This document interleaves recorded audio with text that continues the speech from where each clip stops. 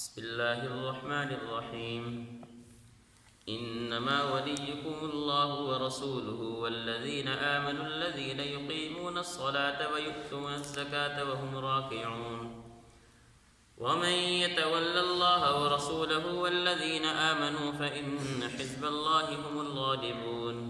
ترجمہ: مسلمانوں، تمہارے یار و مددگار تو اللہ، اس کے رسول اور وہ ایمان والے ہیں جو اس طرح نماز قائم کرتے اور زکوٰۃ ادا کرتے ہیں کہ وہ دل سے اللہ کے آگے جھکے ہوئے ہوتے ہیں، اور جو لوگ اللہ اور اس کے رسول کو اور ایمان والوں کو دوست بنائے تو وہ اللہ کی جماعت میں شامل ہو جاتا ہے، اور اللہ کی جماعت ہی غلبہ پانے والی ہے۔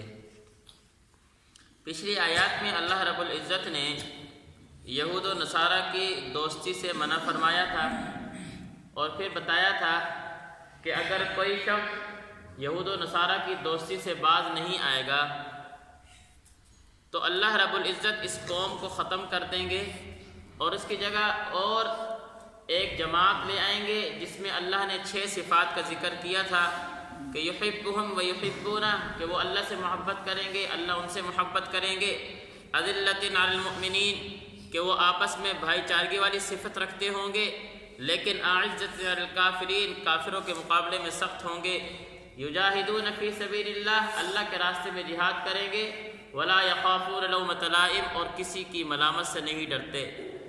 میں ایسی جماعت لے آؤں گا جس میں یہ صفات ہوں گی۔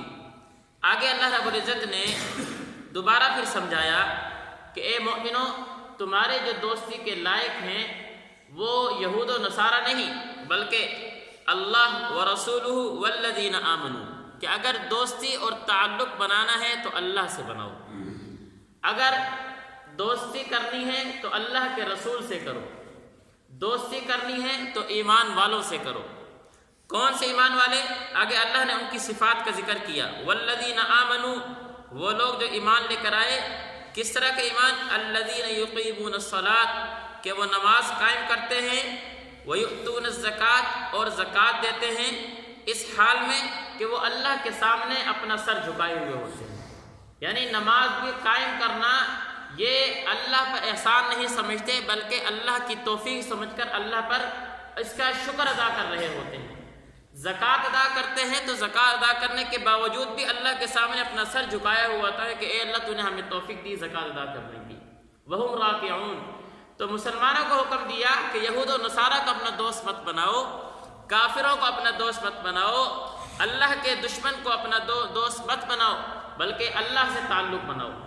کہ دنیا تو 40 سال 50 سال یہ تو تھوڑی زندگی گزر ہی جانی ہے، اس دنیا سے جانے کے بعد قبر میں اور آگے جو اگلی زندگی ہے وہاں پر جو دوستی قائم آنے والی ہے وہ اللہ کی دوستی ہے، وہ اللہ کے رسول کی دوستی ہے، وہ ایمان والوں کی دوستی ہے۔ کہ ایمان والوں سے دوستی رکھو گے تو اللہ تمہیں بھی نماز کی توفیق عطا فرما دیں گے، ایمان والوں سے دوستی رکھو گے تو اللہ تمہیں زکوٰۃ کی توفیق دے دیں گے۔ تو فرمایا انما ولیکم اللہ ورسولہ، وہ لوگ جو اللہ اور اس کے رسول کو دوست بناتے ہیں، والذین آمنوا، اور وہ لوگ جو ایمان لے کر آئے، الذین یقیمون الصلاۃ، اس طرح نماز قائم کرتے ہیں، ویؤتون الزکاۃ، اور زکوٰۃ دیتے ہیں، کہ اس حال میں وہم راکعون، کہ وہ اللہ کے سامنے جھکے ہوئے ہوتے ہیں۔ ومن یتول اللہ ورسولہ، اور جو لوگ اللہ، اس آیت میں اللہ نے دوستی کا پھر انجام بتایا۔ کافروں کی دوستی کا انجام پیچھے بتا دیا تھا کہ کافروں کی، یہود و نصارہ کی دوستی کا انجام یہ کہ انسان ایمان سے ہاتھ دھو بیٹھتا ہے، ارتداد کی طرف چلا جاتا ہے، مرتد ہو جاتا ہے نعوذ باللہ، اور اللہ اور اس کے رسول اور ایمان والوں کی دوستی کرے گا تو پھر کیا انجام ہوگا؟ وَمَن يَتَوَلَّ اللَّهَ وَرَسُولَهُ وَالَّذِينَ آمَنُوا، اللہ نے فرمایا جو لوگ اللہ اور اس کے رسول کو اور ایمان والوں کو دوست بناتے ہیں تو وہ اللہ کی جماعت میں شامل ہو جاتے ہیں، وہ اللہ کی جماعت میں، وہ اللہ کے نیک بندوں میں شامل ہو جاتے ہیں۔ پھر کیا ہوتا ہے؟ فَإِنَّ حِزْبَ اللَّهِ هُمُ الْغَالِبُونَ، پھر اللہ اپنے بندوں کو ہی غالب رکھتے ہیں۔ پھر کسی موڑ پر اگر ان کا دشمن سے مقابلہ ہوتا ہے تو اللہ اپنی جماعت کو غالب کر دیتے ہیں۔ اس لیے کہا گیا کہ اپنوں سے دوستی رکھو، پرائے سے دوستی نہ رکھو۔